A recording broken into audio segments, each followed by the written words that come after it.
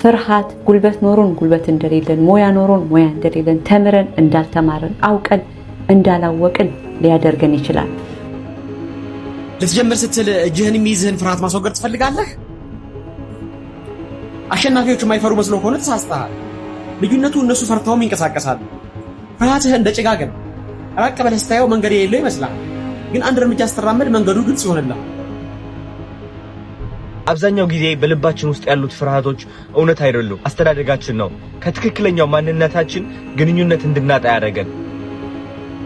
ፍርሃት ተሰምቶ ከሆነ እንዳትልቅ። የሆነ ባር የሚል ከዚህ በፊት ተሰምቶ የማያውቅ እንግዳ ስሜት እየተሰማ ከሆነ never let it go። ለምን መሰለ? በጣም የሚያስፈራ በሆነ መጠን ያንተ ትልቁ ህይወት ያለው እዛ ውስጥ። the more frightening it is, the more abundant life is in it። ሞኝነህ እንደ አንተ ምዝለቀው ፍርሃት ከተሰማኝ በአንድ ነገር ላይ ሙሉ ትኩረቴን እሱ ላይ ማድረገው፣ ምክንያቱም እሱ ውስጥ ነው የህይወት የትልቁ ነገር ያለው ማለት ነው።